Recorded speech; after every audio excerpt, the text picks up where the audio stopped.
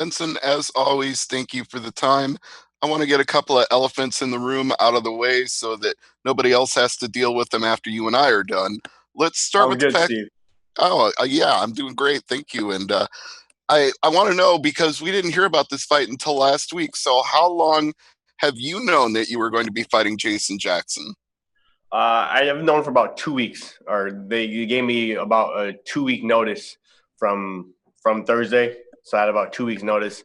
But I did text Bellator. I texted Mike Hogan uh, maybe a month ago or so, a month and a half ago, whatever. And texted Mike. I said, "Hey, Mike, I hope I don't need to say this, but if you need me to say this, let me put it out there again. If you need a short notice fight, 70, 55. If it is 55, I need about 3 weeks notice to get down the weight. I think I can make 55 in about 3 weeks. It'll be a hard cut, but I can do it. If it's 70, I'll fight tomorrow, no problem. But if you need a short notice, something pops up and you need somebody, I'm your guy. I'm your Huckleberry." And Mike laughed, sent me a smiley face emoji. And then about a month after that, he said, "Okay, make sure you're in the gym. Well, thanks for giving us the heads up. Make sure you stay in the gym and be ready in case something does happen." And then month or month and a half or whatever after that, something like that. But a week ago, week and a half ago, something like that, he texted me and said, "Hey, how about 170 short notice, Jason Jackson?" I texted him and said, "I'm your guy. I'm your Huckleberry. Let's do it." Well, that's perfect for the next question because it's from the frying pan into the fire going from Michael Chandler to Jason Jackson. So you're obviously game for the fight. You said you wanted it and you're taking it. But at the same time, is this at all motivated by what happened in the fight with Chandler? Did you want to get back as fast as possible? Oh yeah, for sure. I want to stay as busy as possible. I know I'm no spring chicken now. I don't have another 10 years left in this game in this sport. So I have maybe 2 more years left. I'd like to jam pack those 2 years with as many fights as I can while I still can. So I need to stay busy. And on top of that, knowing our society, knowing our 140 character attention span, knowing our 12-second attention span that we have as a society, the more you're in your guys' face, the more I'm in the fans' face, the more Bellator's higher ups they see me perform and fight. I know the better chance, the better shot I have of getting the title shot against Patricio. So I just got to stay fighting, staying busy, staying active. And if it happens to be at 170, that's what I got to do. It is what it is. So I'm just trying to stay busy, to stay active for a couple of different reasons, and I have to get that 55-pound belt around my waist. I have to, and I will. It's just a matter of time. All right, final one for me, and I'll let everybody else get in with you. It's a situation now where you've been a legend in the sport for a long time. And earlier on the call, we heard another fighter refer to his opponent as a name that's a trophy that I can put on my shelf. Do you think Jason Jackson is looking at you that way, like you're a trophy that he can put on his shelf? Absolutely, and he should, rightfully so. No problem. He's looking like I'm a name, a trophy to put on the shelf, yada yada yada. I'm looking like he's a name on the next rung, the next step going. Continuing my career.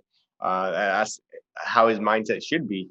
And after you reach a certain point in your career, you get to a certain level. You gotta understand that's the way it's going to be for me forever, for the rest of my life.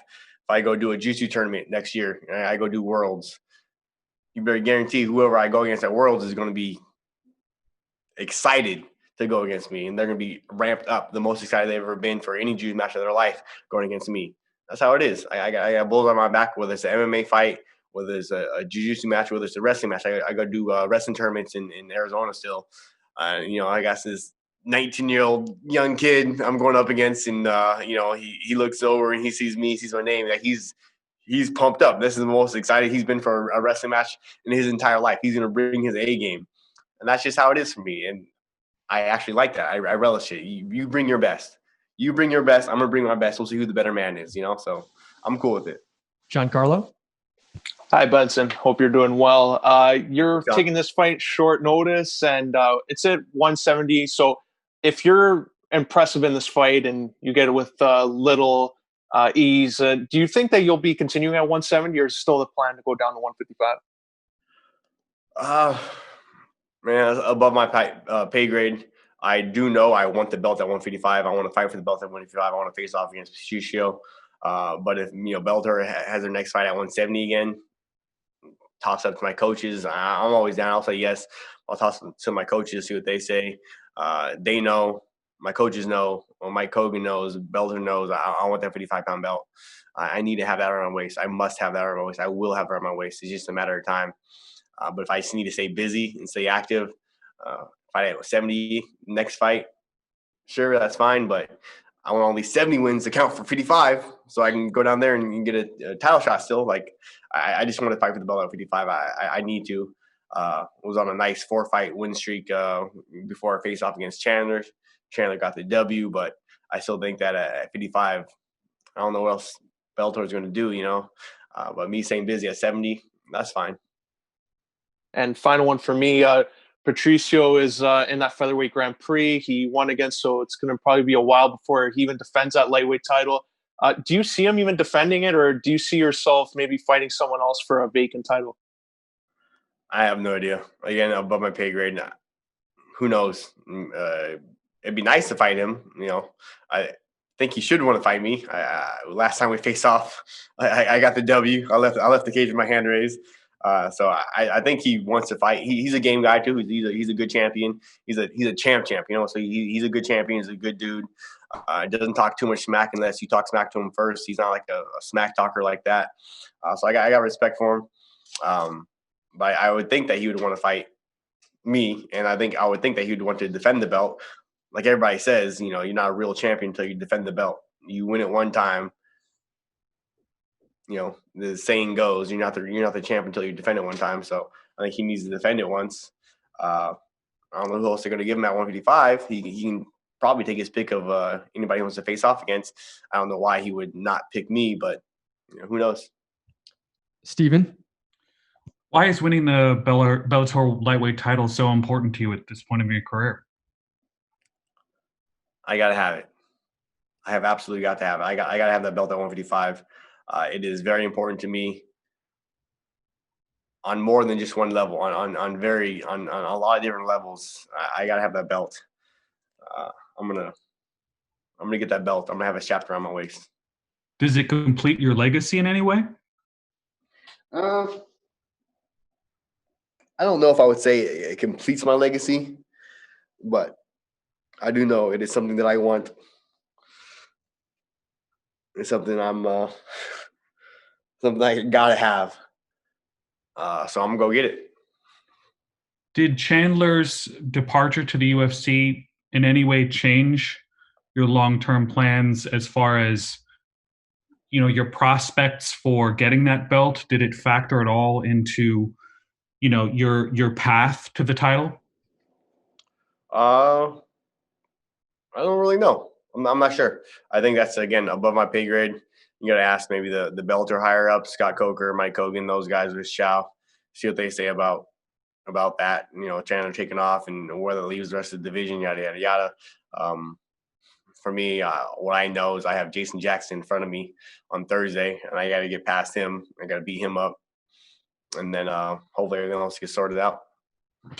How much of a risk do you gauge this as, sort of fighting up a weight division on short notice when you're trying to get that lightweight title as sort of your main goal? I think anytime you fight, it's a risk. So this is a risk as any other fight is. Whether it's at 55, whether it's at 70, like you win, it's good. You lose, it's not good. It's bad. So I think it's the same as any other fight. Taking a fight at 55 against whoever else, same thing, man. All right, we'll take a couple more here. Jay Anderson, go ahead.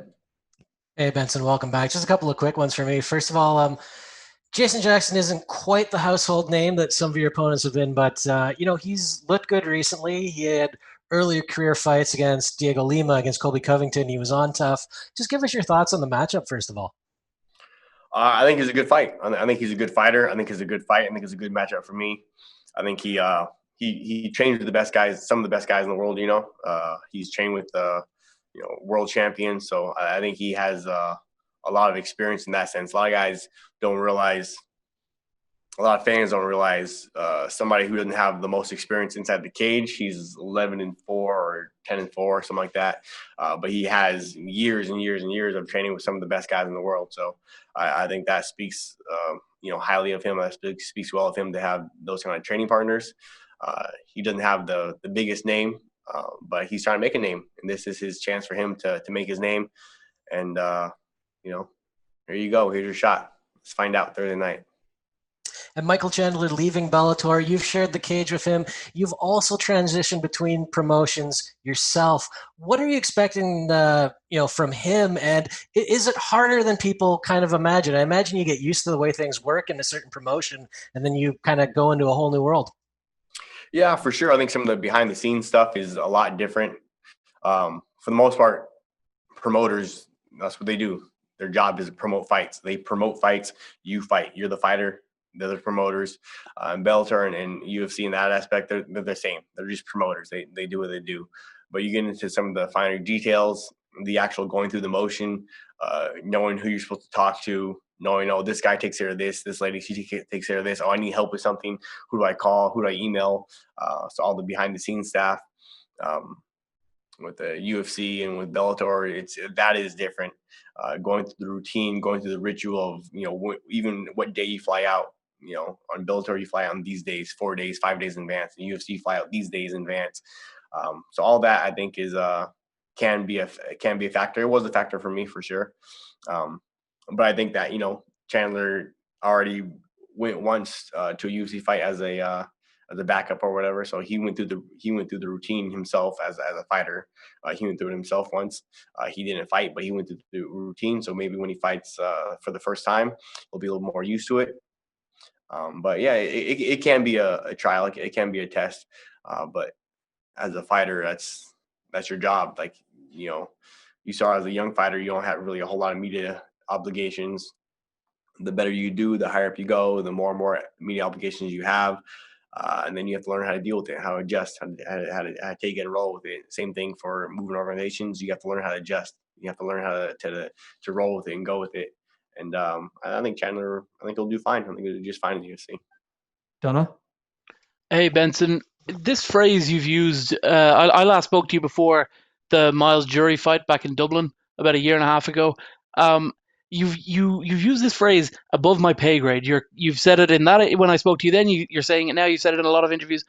At some point, though, I mean, you're a legend. I mean, there are people with lesser CVs than you who have been given bigger opportunities because they talk, because they push for it. You're desperate for this championship. Do you feel like at some point you're going to have to say fuck it and go out there and start talking a little bit of trash and start demanding things from Scott Coker and the promotion? Nah, I can't do that, man. That would be selling my soul. I will not ever in my life sell my soul and do something that's not genuine and real to me.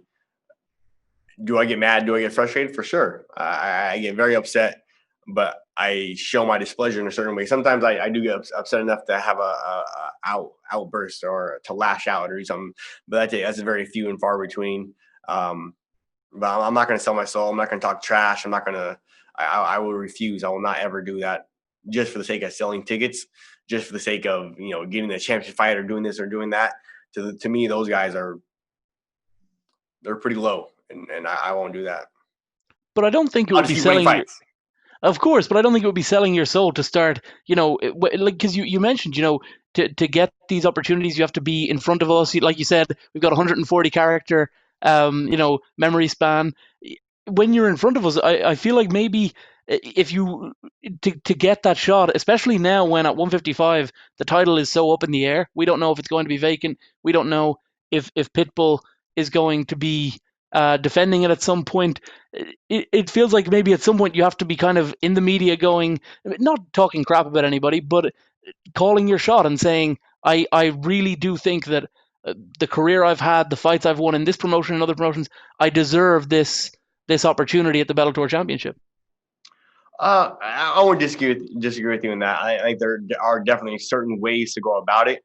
I'm just saying, yeah, I will not go about it in a way that is contrary to who I am as a person, not in a way that's contrary to my beliefs, the things I stand for the person I am, for the man that I am.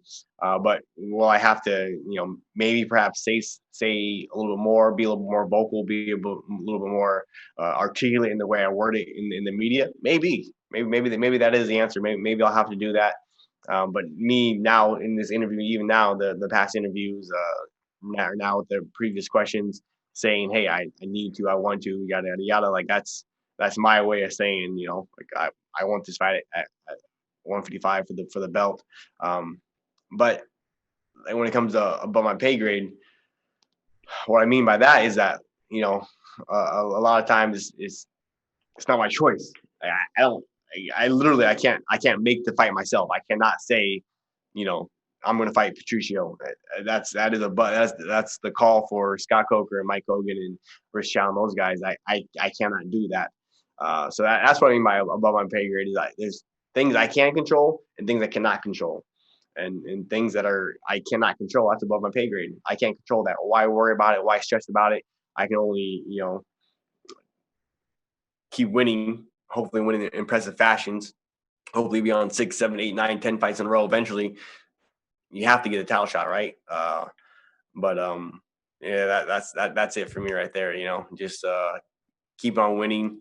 And if it comes to the point where I need to say this, I need to say that, I might have to talk a little more. I will do that. I'm not against that, but I just have to stay true to who I am. I'm not going to be somebody who's like outlandish and say some brash stuff and say something just for people to pay attention to me, to look at me because I want attention. Like those guys are idiots. Last one here, Matthew. Hi there, Benson. Matthew Allen of Fight Night Picks. Just real quick, thoughts on guys like RDA who you can see move up from welterweight to lightweight, who are a little bit more advanced in their career. Just seeing a guy like that being able to move between weight classes give you confidence in taking a fight like this on short notice, knowing that no matter what happens, you can fight at 170 or 155. Who was that again? I didn't catch the name you said. RDA, Rafael dos Anjos. Oh, cool. Well, I have fought before at 70 a couple of times, so I have experience on fighting short notice at 170. I had a couple of fights that happened to before, so my confidence comes from there, having done it before and having had success before, and the fact that I'm just like any fighter on the planet. I'm the if you're a fighter, you should be the most confident fighter on the planet. I am the most confident fighter on the planet, as I should be, as all fighters should be. I have confidence in my skill set. I have confidence in what I do. I have confidence in whoever I match up against. I can find a way to win. I will find a way to win. And Jason Jackson is that case. Even at 170, even on short notice, I think I match up very well with him. I'm gonna go out there and I'm gonna go beat him up. Perfect. And last thing from me, in your last performance against Michael Chandler, there wasn't a crowd there. And I'm just curious, was the fight any different not having that kind of energy in the arena? No, I don't think so. I don't think so. I was able to do a couple of jiu-jitsu competitions, having no crowd. I wanted to actually compete. I cornered a couple of guys where there was no crowd, and it was a little bit different, but you tell your fighter, like, oh, it doesn't matter. It's no big deal. Go out there and go fight. Go beat them up. It's okay. But then, like, in the back of my head as a coach, I was like, oh no, this is a little bit different. Like, I wonder how he's going to take it. I wonder how he's going to do. So I wanted, as a competitor, to actually experience it, to go through it. So I went and took a couple of juicy matches to experience what it was like to compete in front of no crowd, in front of an empty, silent, arena. And so I experienced that. I did that. So I don't think it was as big of a deal for me going to do my first MMA fight with no crowd. And I don't think it wasn't a factor at all, really. Like, you go out there, and you just go compete. It doesn't matter whether it's in the back of a 7-Eleven with 2 people watching, or whether it's in front of 73,000 people. It doesn't matter. You go out there and you go do your best. You go perform. You go have a great performance. And normally I'm able to do that. I'm going to do that Thursday night also. Go have a great performance. Great. Thanks for the time, Benson. Good luck this week. Thank you, man. Thank you, guys.